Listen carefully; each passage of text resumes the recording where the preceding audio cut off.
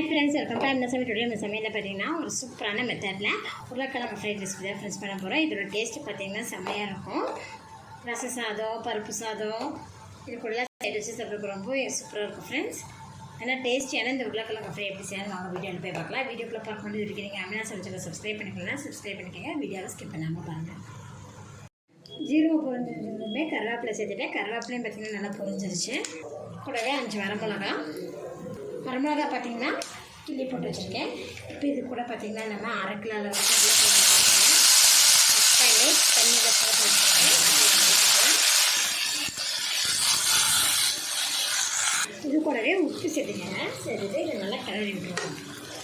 கிளறி விட்டு வதக்கி விட்டுருவோம்.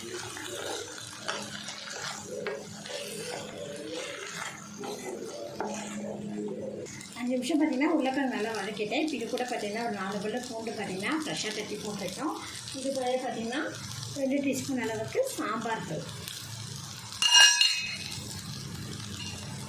போட்டு இதை நல்லா மிக்ஸ் பண்ணிட்டுக்கலாம்.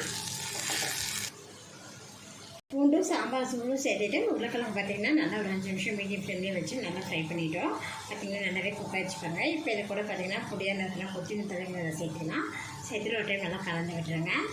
அவ்வளோதான். நமக்கு பார்த்திங்கன்னா ஒரு சூப்பரான டேஸ்ட்டில் பார்த்திங்கன்னா உருளைக்கிழங்கு ஃப்ரை ரெடி ஆகிடுச்சு. சாம்பார் தூளில் பார்த்திங்கன்னா நமக்கு எல்லாமே சேர்ந்துருக்கும். மஞ்சத்தூள், மிளகாத்தூள் எல்லாமே சேர்ந்துருக்கும். அதனால் பார்த்திங்கன்னா நம்ம மேற்கொண்டு வேறு தூள் சேர்த்த வேண்டியதில்லை. உருளைக்கிழங்கு ஃப்ரை பார்த்திங்கன்னா நீங்கள் ஒரு டைம் ஃபுல்லாக செஞ்சிங்கன்னா அடிக்கடி செய்யுங்க. அந்தளவுக்கு நல்லா டேஸ்ட்டாகவும் இருக்கும். ஏன்னா பூண்டு சாம்பார் தூள்லாம் சேர்த்துக்கினாலே டேஸ்ட்டு பார்த்திங்கன்னா டிஃப்ரெண்ட்டாக இருக்கும். அவ்வளோதான் ஃப்ரெண்ட்ஸ், நான் இப்போ ஸ்டவ் ஆஃப் பண்ணிடுறேன்.